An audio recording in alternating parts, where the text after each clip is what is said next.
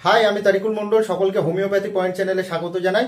আশা করি সকলে সুস্থ এবং স্বাভাবিক আছেন। ভিডিওর টাইটেল এবং থাম্বনেল দেখে আপনারা নিশ্চয়ই বুঝতে পেরেছেন আজকে এমার্জেন্সি কন্ডিশনে কিভাবে হোমিওপ্যাথি মেডিসিনগুলো ইউজ করবেন সেই সম্পর্কে পুরো ডিটেলস আলোচনা করব। ভিডিওটার শেষে আপনাদের জন্য বেশ কিছু গুরুত্বপূর্ণ ইনফরমেশন আছে, অবশ্যই ভিডিওটা শেষ পর্যন্ত দেখবেন। আর যারা আমার চ্যানেলে নতুন আছেন অবশ্যই চ্যানেলটিকে সাবস্ক্রাইব করে আমার সাথে থাকবেন। তো চলুন ভিডিওটা শুরু করি। দেখুন, আপনারা নিশ্চয়ই জানেন যে হোমিওপ্যাথিতে প্রত্যেক ব্যক্তি বিশেষে আলাদা আলাদা মেডিসিন হয়, তবুও খুব এমার্জেন্সি কন্ডিশনে আপনি এই ধরনের মেডিসিনগুলো ইউজ করতে পারেন। প্রথম বলবো যে কেটে গেলে কি করবেন। দেখুন, আমাদের সারাদিন দৈনন্দিন বিভিন্ন কাজকর্মে হাত পায়ে বা বডির বিভিন্ন জায়গায় আমাদের কেটে যায় এবং সেখান থেকে কিছুটা ব্লিডিংও হয়। সেক্ষেত্রে আপনি ক্যালেন্ডুলা মাদার বা হাইপেরিকাম মাদারকে জলের সাথে মিক্সড করে সেটাকে তুলো দিয়ে ওই ক্ষতস্থানটাকে পরিষ্কার করবেন এবং তারপরে ব্যান্ডেজ করবেন। মেডিসিনগুলো ইউজ করলে আপনার খুব তাড়াতাড়ি ব্লিডিংটাও বন্ধ হয়ে যাবে এবং যেখানে কেটে গেছে সেখানে ইনফেকশনের সম্ভাবনাও অনেক কম হবে।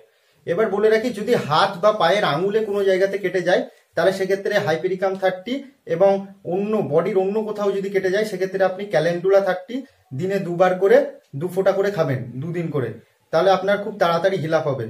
এবং সেকেন্ড হচ্ছে পুড়ে গেলে কি করবেন।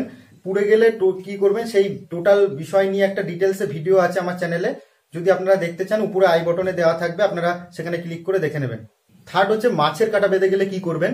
দেখুন, আমরা যেহেতু বাঙালি তো মাছ আমাদের খুব প্রিয় খাদ্য, আমরা প্রায় মাছ খাই এবং সেক্ষেত্রে মাছের কাঁটা বেঁধেছে এরকম প্রায় সকলেরই হয়েছে। এবং যদি মাছের কাঁটা বেঁধে থাকে তাহলে সেক্ষেত্রে সাইলেশিয়া 6 আপনি 1 ঘন্টা পর পর 2 বার খাবেন। আর এক্ষেত্রে একটা কথা মনে রাখবেন, যদি কারোর কোনো পুরাতন কোনো ইনজুরির হিস্ট্রি থেকে থাকে এবং সেক্ষেত্রে যদি কোনো মেটাল আপনার বডিতে ইনসারশন থাকে সেক্ষেত্রে অবশ্যই সাইলেশিয়া খাবেন না, সেক্ষেত্রে অ্যানাকালিস 6 খাবেন। এরপর হচ্ছে আঘাত লাগলে কি করবেন।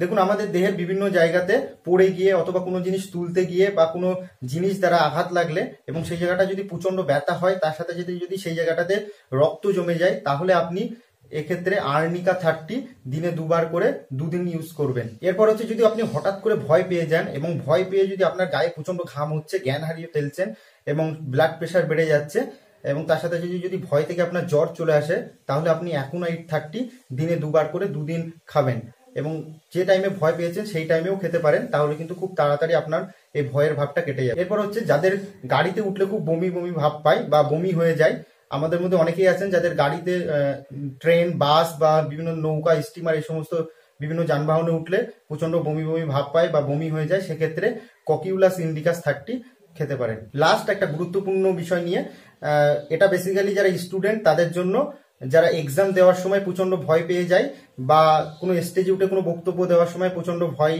লাগে এবং নার্ভাস লাগে, এবং নার্ভাসের জন্য যাদের এক্সামে লিখতে খুব অসুবিধা হয় বা অনেক কিছু ভুলে যায়, তারা এই ধরনের মেডিসিনগুলো ইউজ করতে পারো।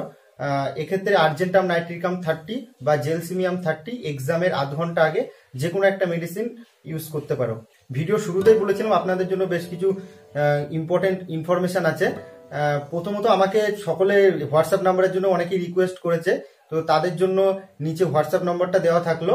যদি কোনো ইনফরমেশনের জন্য বা ভিডিও সম্পর্কিত কোনো ধরনের জিজ্ঞাসার জন্য আর নিচে হোয়াটসঅ্যাপে আমার সাথে যোগাযোগ করতে পারেন। এবং যারা ইন্ডিয়া এবং ওয়েস্ট বেঙ্গল থেকে বেসিক্যালি যারা ভিডিওগুলো দেখছো তাদের জন্য বলবো, ফেসবুকে আমি একটা all Bengal blood service point নামে একটা ব্লাড গ্রুপ ওপেন করেছি, যেখানে আপনারা নিজেদের প্রয়োজনে একে অপরের পাশে ব্লাড থেকে ব্লাডের সাহায্যটা আমরা করতে পারবো। যদি আপনারা কেউ চান সেই গ্রুপে যুক্ত হতে, নিচে ডেসক্রিপশন বক্সে লিঙ্ক দেওয়া থাকবে, অবশ্যই যুক্ত হতে পারেন। আজকে ভিডিও এই পর্যন্তই। যদি ভিডিওটা আপনাদের ভালো লেগে থাকে অবশ্যই লাইক করবেন এবং ভিডিও সম্পর্কিত কোনো ধরনের জিজ্ঞাসা থাকলে বা কোনো মন্তব্য থাকলে অবশ্যই নিচে কমেন্ট বক্সে লিখে জানাতে পারেন। আর ভিডিওটা নিজের বন্ধু বান্ধব বা ফ্যামিলির সাথে অবশ্যই ভিডিওটা শেয়ার করবেন। এটা একটা খুব গুরুত্বপূর্ণ ভিডিও। সকলে ভালো থাকবেন, সুস্থ থাকবেন। ধন্যবাদ।